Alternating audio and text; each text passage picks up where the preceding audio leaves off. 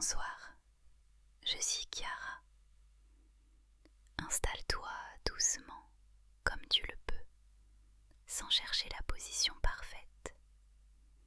Tu peux ajuster ce qui a besoin de l'être, déplacer légèrement ton corps, sentir le compact sous toi, laisser tes épaules descendre à leur rythme. Ici, il n'y a rien à réussir, rien à faire correctement. Tu n'es pas attendu quelque part. Tu n'as rien à prouver. Tu peux simplement être là, avec ce que tu es ce soir, même si c'est flou, même si tu n'as pas les mots. Cet espace est un refuge, un endroit hors du bruit habituel, hors des injonctions, hors du rythme du monde. Ici, personne ne te demande d'aller plus vite. Personne ne te demande d'avoir déjà compris. Tu peux déposer ce que tu portes depuis la journée, même si tu ne sais pas exactement ce que c'est. Tu peux laisser ton corps prendre un peu plus de place que d'habitude. Tu es en sécurité ici. Si tu écoutes cette vidéo, c'est peut-être parce que quelque chose bouge en toi. Quelque chose change ou s'apprête à changer. Parfois de manière visible, parfois de façon très silencieuse. Et si c'est le cas, j'aimerais que tu saches que tu n'as pas besoin de traverser ça seul. Ces moments existent pour ça. Si tu veux soutenir cette vidéo, un like, un commentaire ou un abonnement aide la douceur à trouver d'autres personnes qui en ont besoin. Rien n'est obligatoire. C'est juste un petit geste, simple, pour faire circuler ce calme. Ce soir, j'aimerais te parler du changement. Mais pas du changement comme on l'entend habituellement. Pas comme quelque chose qu'il faudrait forcer, accélérer, réussir. Pas comme une injonction à devenir quelqu'un d'autre sans délai. J'aimerais qu'on parle du changement comme d'un passage intérieur. Un seuil, une traversée. Quelque chose qui demande parfois plus de lenteur que de courage. On vit dans un monde qui valorise l'adaptation rapide. On nous dit qu'il faut tourner la page, avancer, ne pas regarder en arrière. Et quand on résiste, quand on ralentit, quand on doute, on peut avoir l'impression d'être faible, en retard ou inadapté. Alors ce soir, j'aimerais poser une idée différente, très doucement. Résister n'est pas échouer. Résister est souvent une tentative de protection. Je te parle de ça parce que je l'ai vécu récemment, très concrètement. J'ai déménagé il y a peu de temps, en centre-ville de Lyon. Un changement que j'avais choisi, même désiré. Un nouvel appartement, un nouveau quartier, une nouvelle organisation. Sur le papier, tout semblait cohérent. Et pourtant, je n'avais pas anticipé ce que ce changement allait provoquer à l'intérieur. Il y a eu le bruit, d'abord. Un bruit continu, diffus, jamais vraiment silencieux. Des voitures, des voix, des pas, des portes qui claquent, des sirènes parfois. Avant, le silence faisait partie de mes repères. Là, j'ai dû apprendre à vivre sans lui. Il y a eu aussi le rythme, plus rapide, plus dense.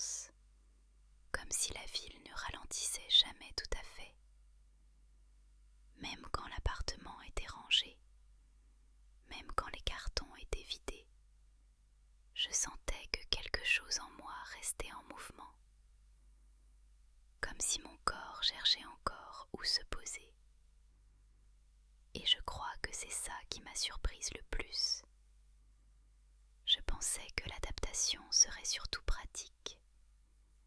Apprendre les trajets, les habitudes, les horaires. Mais ce qui m'a frappée, c'est la fatigue émotionnelle. Une fatigue qui ne venait pas de l'effort physique, mais de quelque chose de plus profond, plus invisible. Comme si mon esprit restait allumé plus longtemps que d'habitude. Comme si mon système intérieur avait besoin de tout observer, tout capter, tout vérifier. Il y a eu aussi une nostalgie étrange, parfois très douce, parfois plus lourde. Pas forcément une nostalgie dramatique, plutôt la nostalgie de choses simples. Une lumière particulière à une heure précise, un silence exact, une sensation de sécurité liée à l'ancien lieu. Et je me suis surprise à chercher ces détails-là, presque sans m'en rendre compte, comme on cherche une odeur familière dans un endroit nouveau. Je vais te dire un truc un peu intime, parce que ça fait partie de moi, et parce que tu as le droit d'entendre ça. Même adulte, je garde une petite lumière le soir. Pas une grande lampe, juste une veilleuse discrète, une présence douce. Je fais semblant d'être très calme dans la journée, mais la nuit, j'ai encore besoin de ce petit repère. Et pendant les premiers soirs dans cet appartement, cette veilleuse a été mon point fixe. Comme si mon corps disait « D'accord, tout a changé, mais ça, au moins, je reconnais. » Et c'est là que j'ai senti la résistance apparaître. Pas spectaculaire, pas bruyante, une sensation persistante de ne pas être complètement prête, une envie de ralentir, de me replier un peu, de me demander si j'avais bien fait. Et au début, je ne comprenais pas. Je me disais que je devrais être contente, que c'était un pas en avant, que je n'avais aucune raison de ressentir ça. Et plus je me disais ça, plus la résistance devenait forte, comme si mon corps se crispait contre cette obligation d'aller bien. Puis quelque chose a changé dans mon regard. J'ai compris que mon corps n'était pas contre moi. Il n'était pas en train de saboter ce que j'avais choisi. Il essayait simplement de vérifier si c'était sûr, si ce nouveau rythme, ce nouvel espace, cette nouvelle version de ma vie pouvait devenir un lieu de sécurité. Résister, ce n'était pas refuser le changement, c'était demander du temps. Et peut-être que toi aussi, tu es dans cet entre-deux. Peut-être que tu vis un changement que tu as choisi, ou au contraire, un changement imposé, un déménagement, une séparation, une nouvelle étape, une perte, une transition discrète que personne ne remarque vraiment.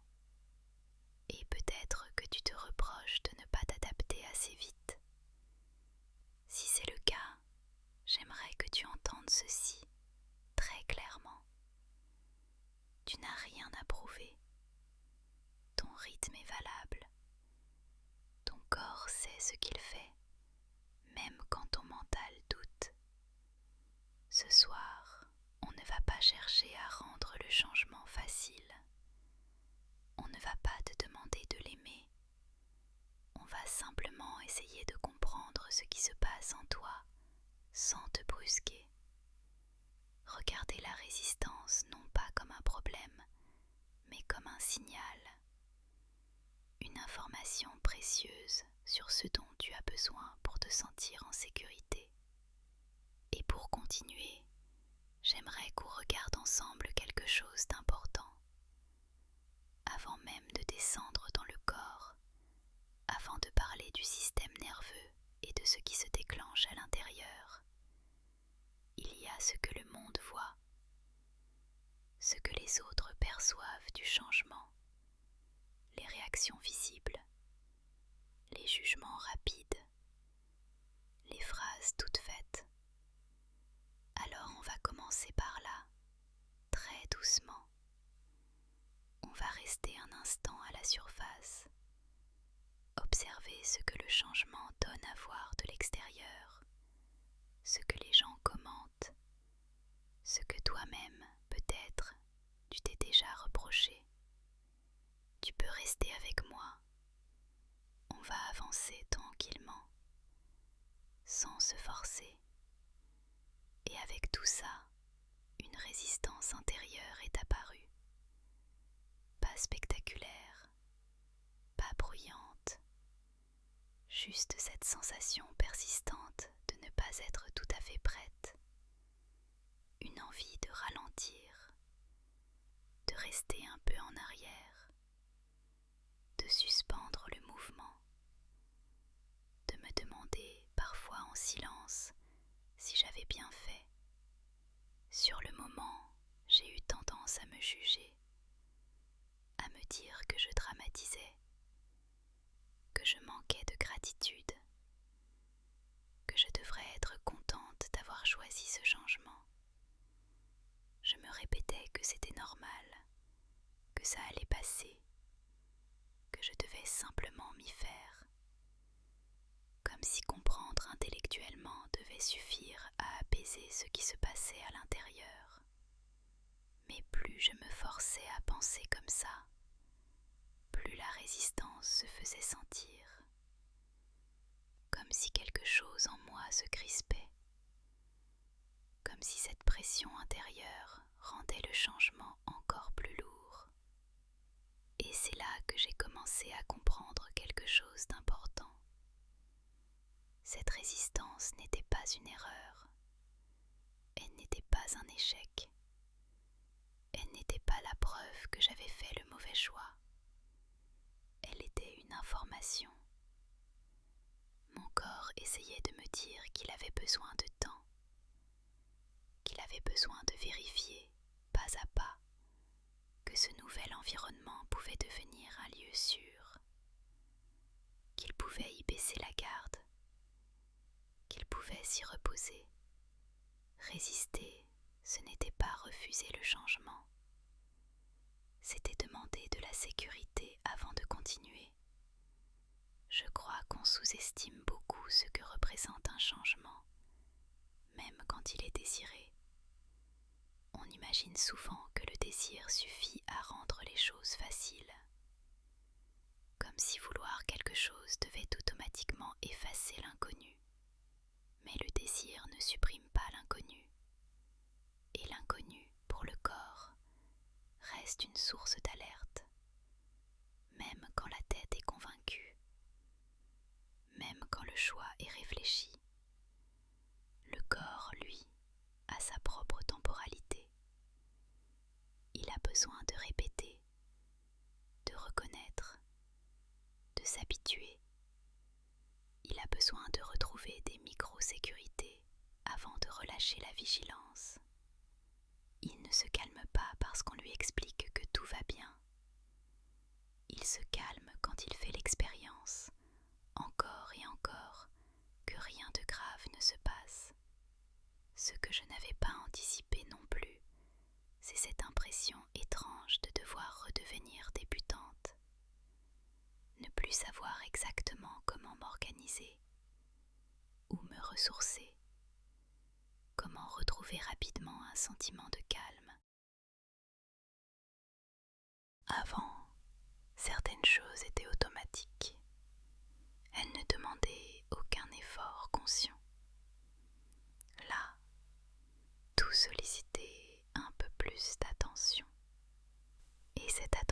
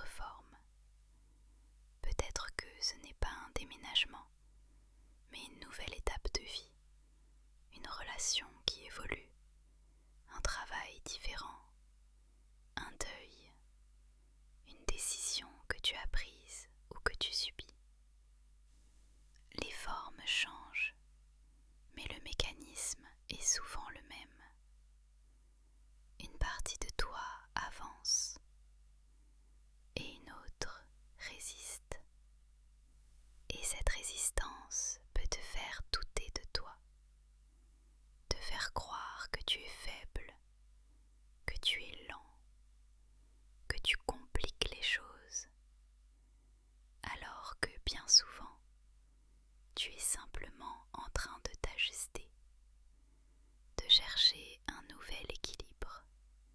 Si je partage ça avec toi, c'est pour que tu n'aies pas à rester seul avec cette impression. Résister ne signifie pas refuser. Résister signifie souvent que quelque chose cherche à se protéger, que ton système intérieur essaie de préserver un équilibre, même temporaire. Il ne s'agit pas de rester figé, ni de reculer. Il s'agit d'écouter ce qui a besoin d'être rassuré avant de pouvoir continuer. Avec le temps, j'ai appris à regarder cette résistance autrement, à ne plus la combattre immédiatement, à ne plus me dire que je devais aller plus vite, à me poser une question simple, presque douce. De quoi ai-je besoin pour me sentir un peu plus en sécurité ici? Parfois, la réponse est très concrète.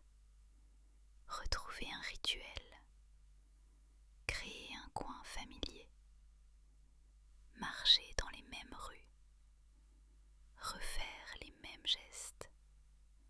Parfois, la réponse est plus intérieure.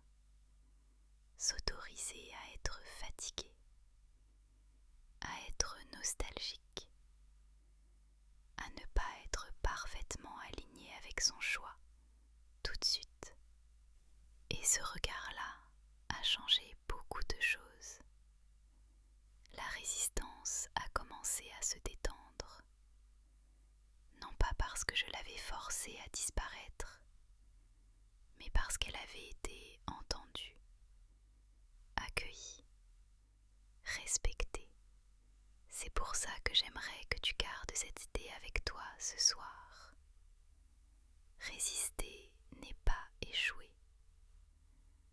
Résister est souvent une manière de demander du temps, de la douceur, de la sécurité.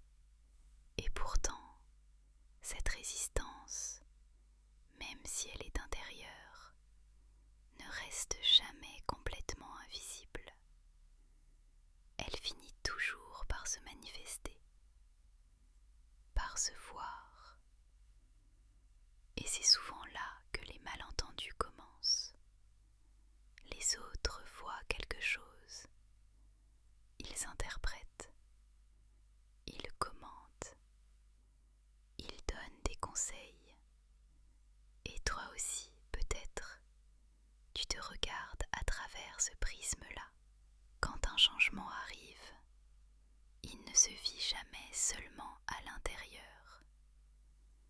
Même si tout se joue d'abord dans le corps et dans l'esprit, quelque chose devient visible. Quelque chose se montre. La surface, c'est ce que le monde voit. Les comportements, les hésitations, les silences, les réactions, ce qui est observé, commenté, parfois jugé, souvent simplifié. Il y a des phrases qui reviennent presque toujours dans ces moments-là. Des phrases dites sans méchanceté, parfois même avec de bonnes intentions, mais qui peuvent faire très mal quand on les reçoit.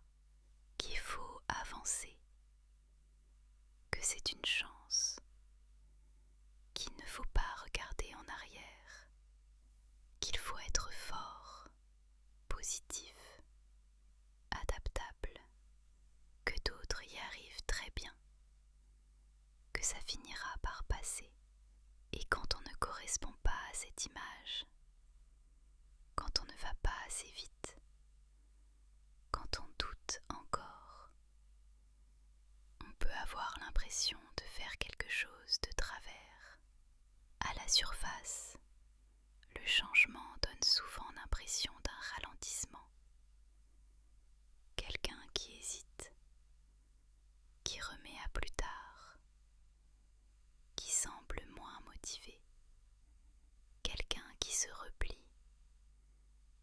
besoin de solitude, qui s'agace plus facilement.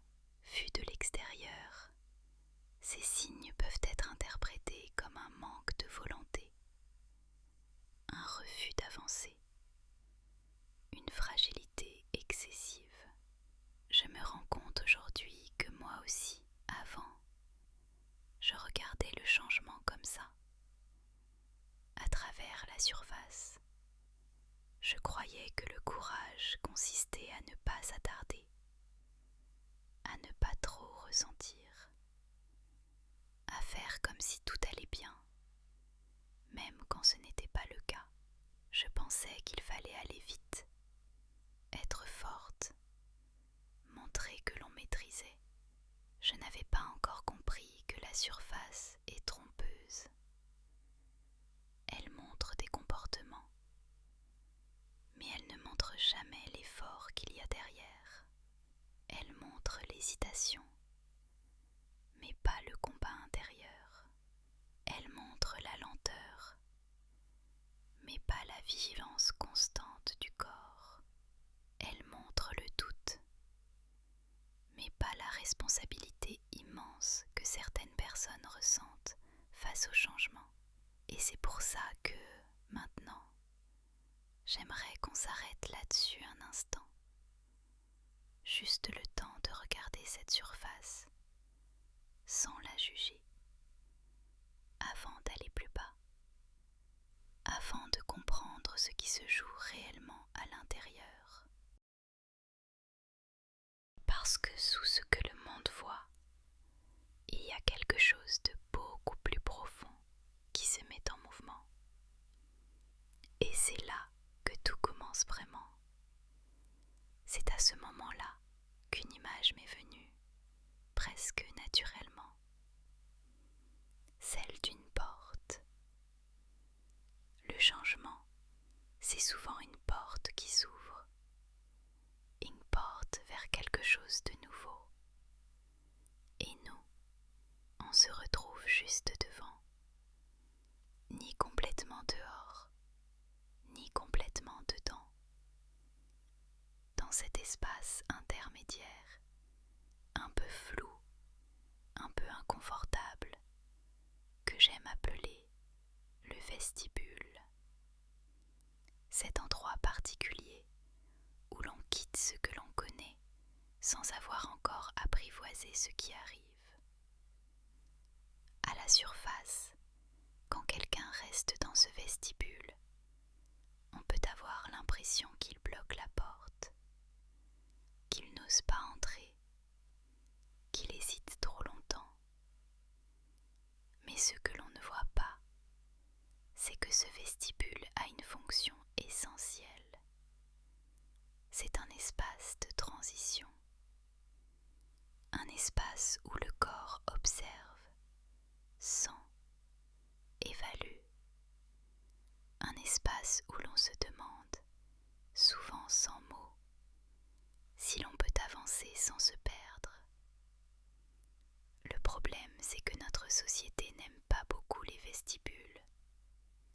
Elle préfère les entrées franches, les décisions nettes, les changements rapides. Elle valorise ceux qui passent la porte sans se retourner.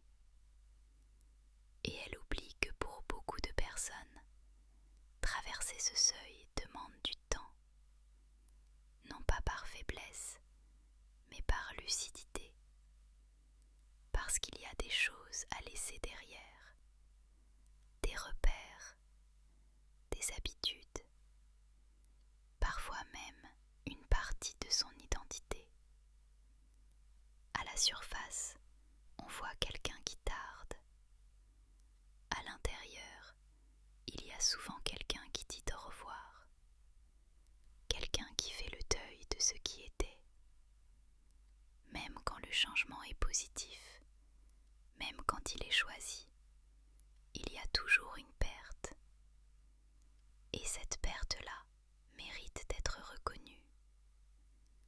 Mais comme elle ne se voit pas, elle est rarement respectée. Il y a aussi cette idée très répandue que le changement devrait être linéaire,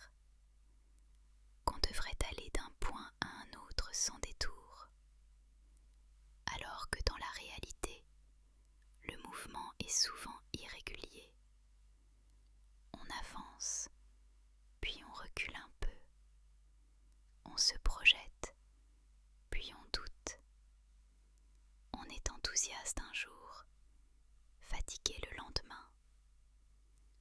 Et à la surface, ces variations peuvent donner l'impression d'une instabilité, d'un manque de clarté, alors qu'elles font simplement partie du processus. Je crois que beaucoup de personnes se jugent très durement à cause de cette surface. Elles se regardent à travers le regard des autres. Elles se disent qu'elles devraient aller mieux, plus vite, plus loin. Elles comparent leur rythme à celui des autres. Et cette comparaison ajoute une pression inutile, comme si traverser un changement devenait une performance à réussir. Si tu te reconnais dans ça, j'aimerais te dire quelque chose de très important. Ce que le monde voit n'est qu'une partie de l'histoire. Ce que tu montres n'est pas tout ce que tu vis. Et ce décalage ne signifie pas que tu fais mal les choses. Il signifie simplement que beaucoup de choses se passent à l'intérieur. Des choses qui ne se montrent pas facilement. La surface est faite de signes visibles, de comportements observables, mais elle ne raconte jamais pourquoi ces comportements existent. Elle ne montre pas le coût émotionnel. Elle ne montre pas l'énergie mobilisée. Elle ne montre pas la vigilance permanente du corps face à l'inconnu. Et tant que l'on s'arrête à la surface, on passe à côté de l'essentiel. C'est pour ça que j'avais envie de prendre le temps de rester ici, un moment, de nommer ce qui est visible, pas pour s'y enfermer, mais pour comprendre que ce n'est pas là que tout se joue.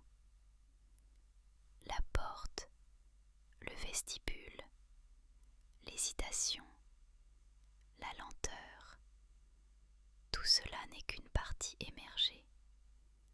Et si l'on veut vraiment accueillir le changement sans se forcer, il faut accepter de regarder un peu plus bas, de s'intéresser à ce qui se passe quand personne ne regarde. Parce que sous cette surface, il y a le corps, le système nerveux, les réactions automatiques face à l'inconnu. Il y a des mécanismes très anciens, très profonds, qui s'activent sans demander l'avis du mental. Et tant que l'on ne les comprend pas, on risque de continuer à se juger pour des réactions qui ne sont pas des choix. Alors maintenant, je te propose qu'on descende doucement sous cette surface, qu'on laisse de côté les apparences, les injonctions, les jugements rapides, et qu'on regarde ce qui se joue réellement dans le corps quand un changement arrive. Pourquoi il fatigue? Pourquoi il inquiète? Pourquoi il déclenche parfois une résistance si forte? Pas pour l'analyser froidement, mais pour lui redonner du sens. Quand on accepte de regarder un peu plus profondément, on découvre que le changement ne se joue pas seulement dans les pensées ou dans les décisions. Il se joue d'abord dans le corps. Avant même que tu aies le temps de réfléchir, avant même que tu puisses te dire que tout va bien ou que tu as fait le bon choix, quelque chose s'active à l'intérieur. Un mécanisme ancien, automatique, profondément inscrit. Le système nerveux. Le système nerveux n'est pas là pour analyser si un changement est logique, souhaitable ou cohérent avec ton projet de vie. Il a une mission beaucoup plus simple et beaucoup plus primitive. Il cherche la sécurité. Il compare en permanence ce qu'il connaît à ce qu'il rencontre. Et dès qu'il perçoit une nouveauté importante, il se met en alerte. Pas pour t'en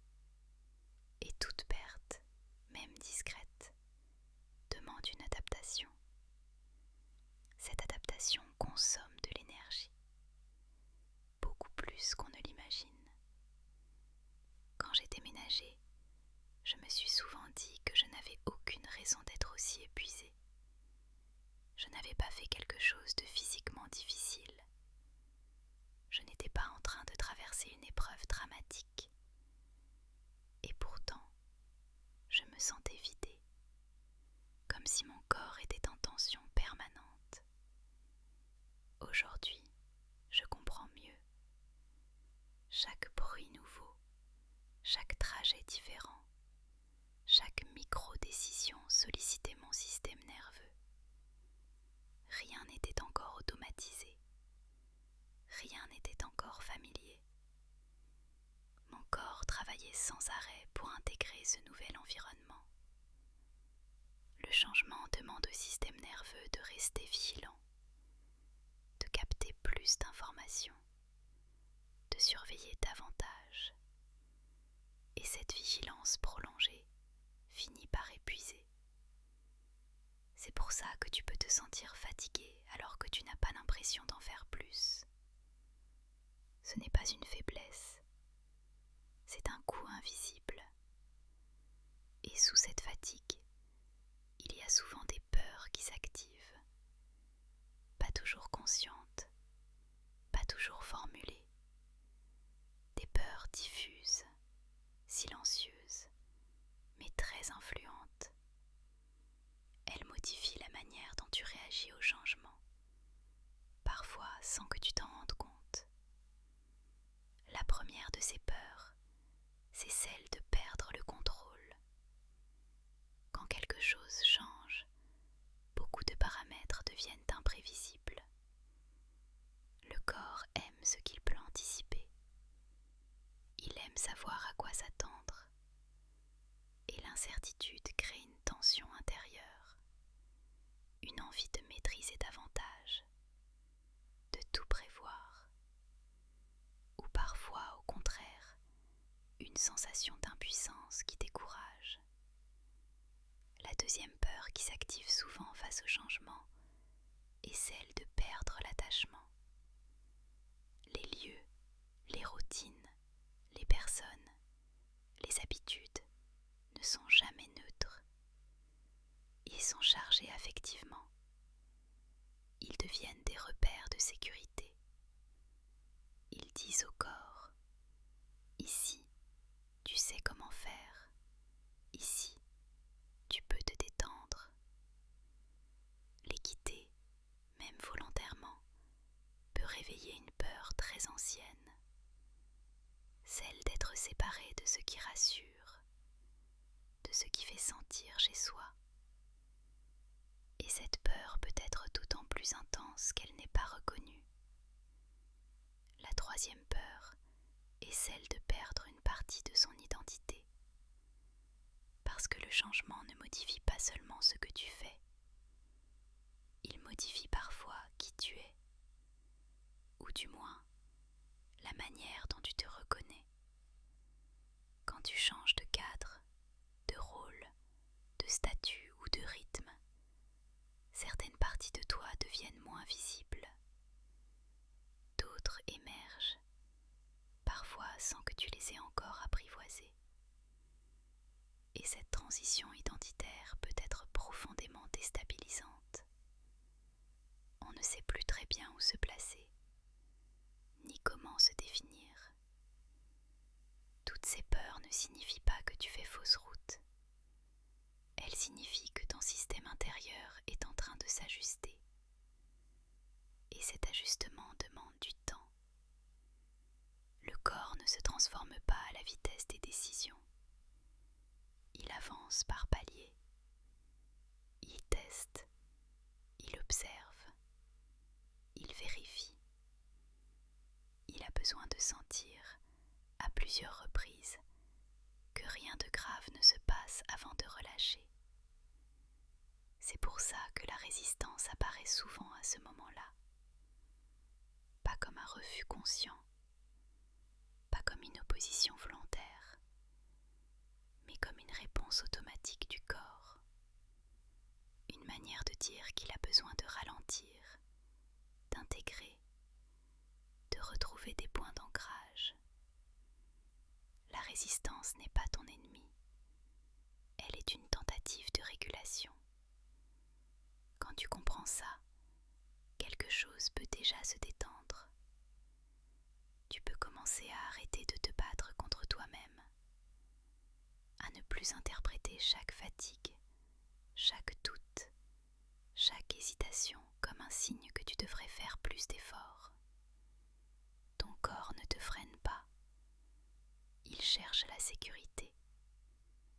cette sécurité ne se trouve pas dans la pression. Elle ne se construit pas en se forçant. Elle se construit autrement, par des gestes simples, par de la douceur, par de la reconnaissance. Le système nerveux se calme quand il se sent entendu, quand il sent que tu ne vas pas l'obliger à aller plus vite que ce qu'il peut supporter. Il y a quelque chose de très important à comprendre ici. Le corps ne se rassure pas avec des arguments. Lui dire que tout va bien ne suffit pas toujours. Ce qui le rassure, ce sont des expériences répétées de sécurité, des repères stables, des moments où rien de grave ne se passe, des micro-sensations de continuité. C'est pour ça que beaucoup de personnes se sentent mieux quand elles recréent des rituels, même très simples. Boire la même boisson à la même heure, marcher dans les mêmes rues, retrouver un geste familier. Ces choses peuvent sembler insignifiantes pour le mental, mais pour le corps, elles sont essentielles. Elles disent que tout n'est pas en train de s'effondrer, qu'il y a encore du connu dans l'inconnu. Comprendre ce qui se joue sous la surface permet alors de changer de posture intérieure. Au lieu de te dire que tu résistes parce que tu es incapable d'accueillir le changement, tu peux commencer à te dire que ton corps cherche simplement des conditions plus sûres pour avancer. Et cette compréhension ouvre un espace nouveau. Un espace où tu peux répondre autrement à ce que tu ressens. Parce que comprendre, ce n'est pas rester passif. Comprendre, c'est choisir une autre manière de se parler, une manière plus respectueuse, plus ajustée, plus douce. Et c'est souvent à partir de là que quelque chose devient possible. Maintenant que tu sais que la résistance a une fonction, que le corps a ses raisons, on peut se demander comment l'accompagner sans la brusquer, comment avancer sans se faire violence, comment créer de la sécurité tout en continuant le mouvement. Il ne s'agit pas de supprimer la résistance, mais de dialoguer avec elle, de lui répondre autrement que par la pression.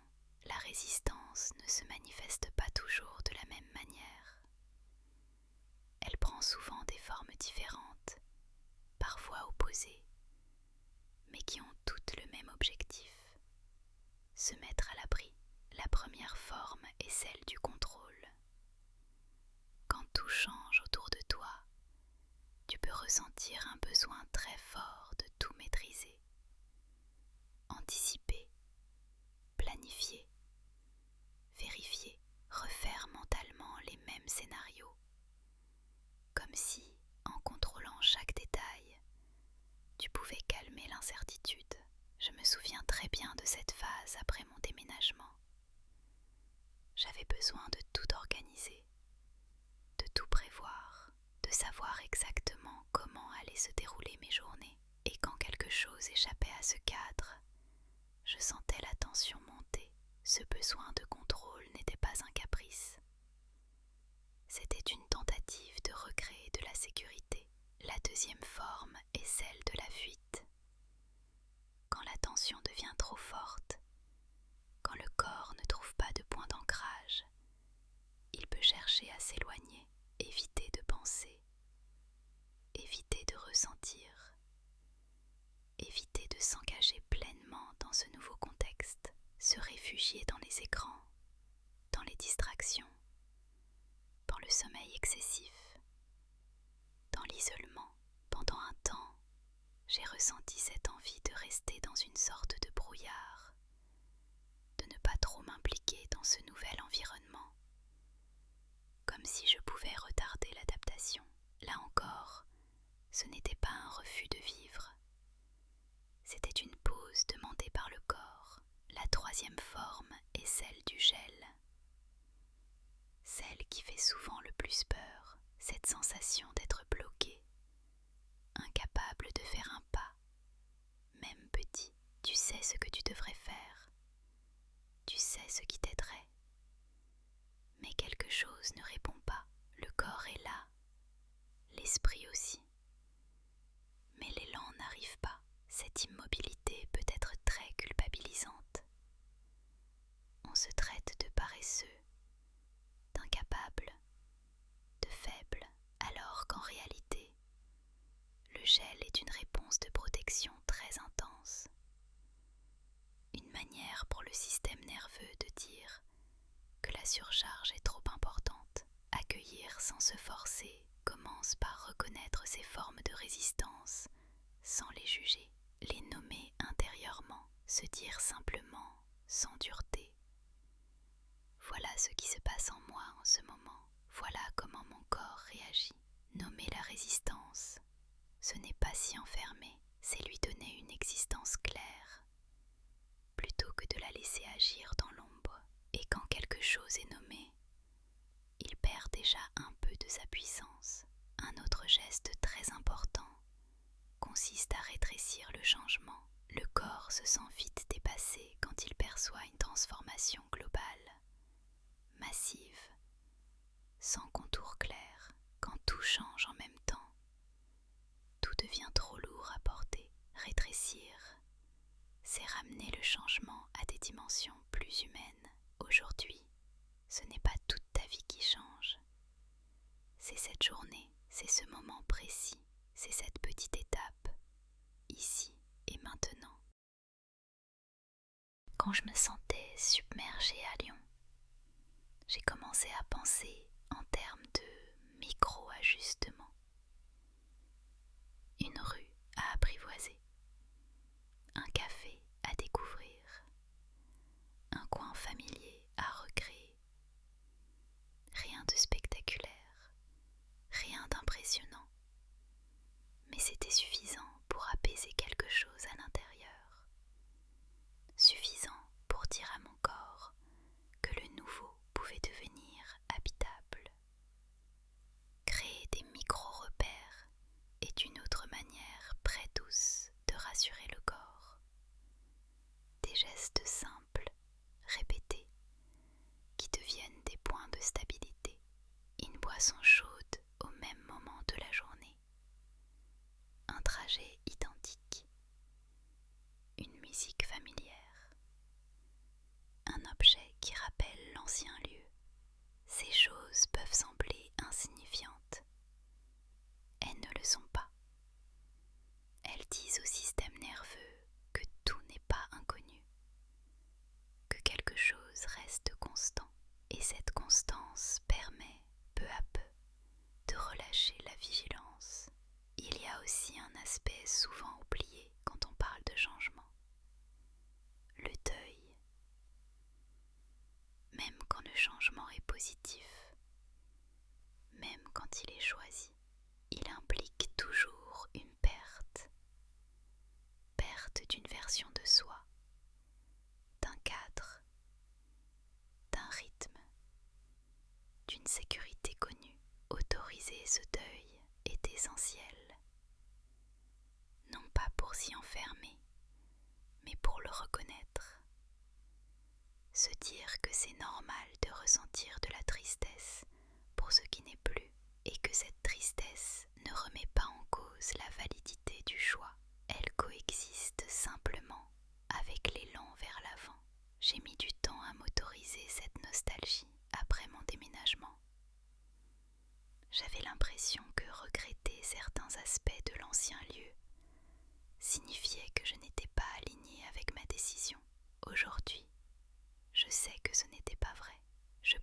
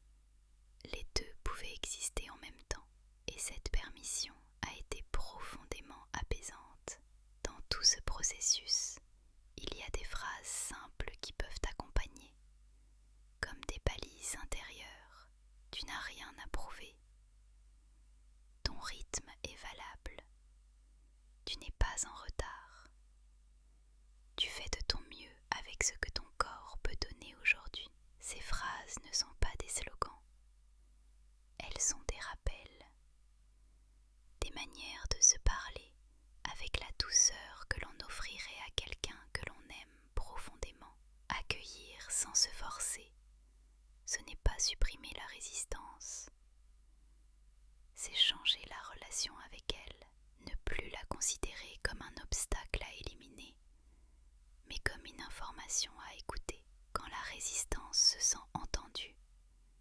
Elle n'a plus besoin de crier, elle peut commencer à se transformer.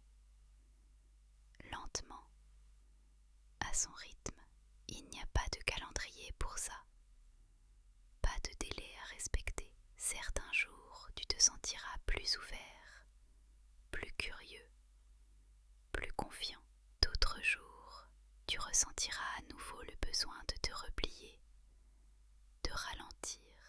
Ce va-et-vient fait partie du processus. Il ne signifie pas que tu recules. Il signifie que ton système intérieur ajuste encore ses repères à force de petites attentions, de gestes simples, de regards plus bienveillants envers toi-même. Quelque chose commence à se poser. Le changement ne disparaît pas, mais il devient moins menaçant.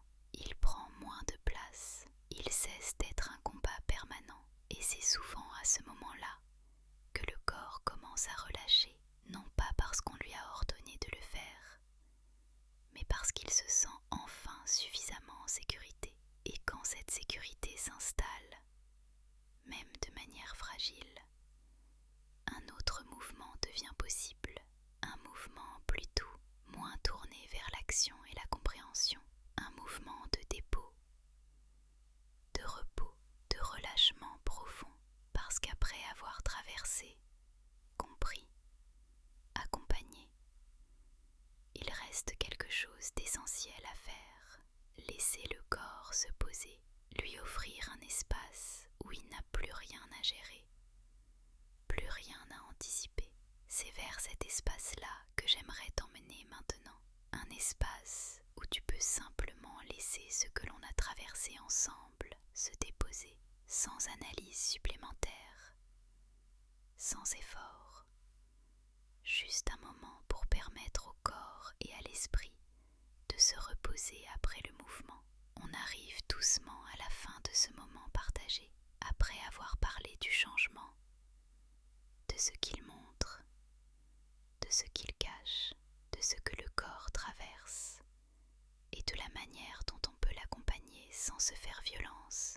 Il n'y a plus grand-chose à faire, il n'y a rien à réussir, rien à retenir parfaitement, rien à appliquer dès demain matin. Tu peux simplement laisser tout cela se déposer, comme on pose un sac un peu trop lourd après une longue marche. Si tu devais garder une seule idée de tout ce que nous avons traversé ensemble ce soir, j'aimerais que ce soit celle-ci. Résister n'est pas un échec. Résister n'est pas une preuve de faiblesse. Résister est souvent un signe de sagesse du corps, une manière de dire qu'il a besoin de sécurité avant de continuer. Et cette sécurité ne se construit pas dans la pression, mais dans la douceur, dans le respect du rythme, dans l'écoute. Tu n'as rien raté si le changement te demande du temps.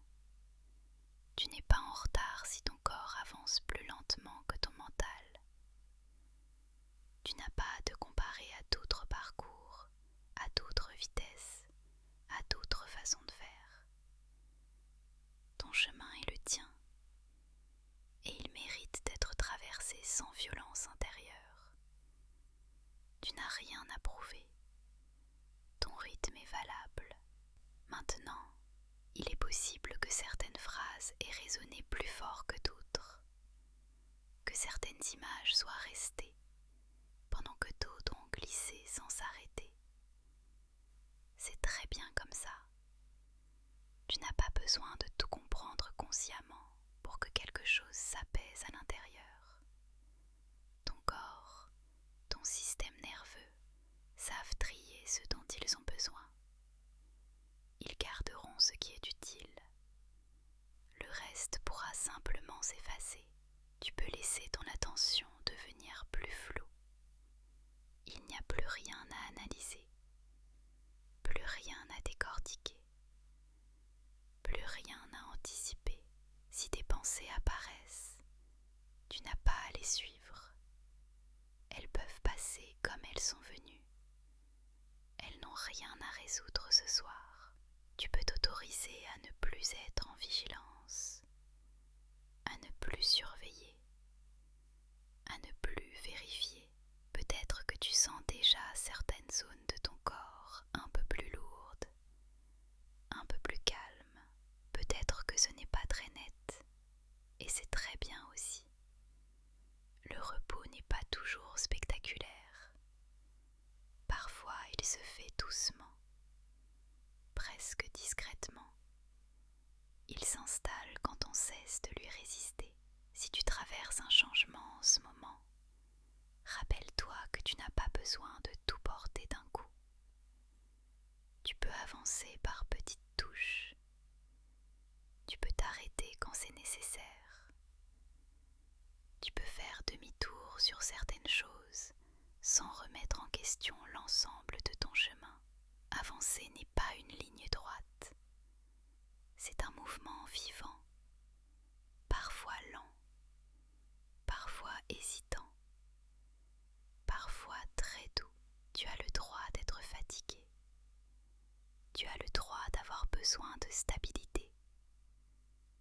Tu as le droit d'aimer ce qui était, tout en construisant ce qui arrive. Ces contradictions ne font pas de toi quelqu'un d'indécis. Elles font de toi quelqu'un de sensible, capable de ressentir la complexité de ce que tu vis. Et cette sensibilité n'est pas un défaut. Elle est une richesse, même si elle demande parfois plus de soins. Merci d'avoir pris ce temps. Merci d'avoir été là, avec ton écoute, avec ta présence, avec ce que tu traverses en ce moment. Ces instants existent grâce à toi. Et si cette vidéo t'a apporté un peu de calme, un peu de compréhension, alors ton soutien discret, un like, un commentaire, un abonnement, permet à d'autres de trouver eux aussi cet espace. Rien n'est obligatoire. C'est simplement une manière de faire circuler la douceur. Tu peux maintenant laisser ma voix devenir plus lointaine si tu le souhaites. Elle peut rester en arrière-plan, comme une présence tranquille, ou s'effacer doucement pendant que ton esprit ralentit. Tu peux t'endormir ou simplement te reposer. Les deux sont parfaitement acceptables. Je suis vraiment contente d'avoir partagé cet espace avec toi. Prends soin de toi, sans te forcer, sans te juger. Bonne nuit mon petit nuage.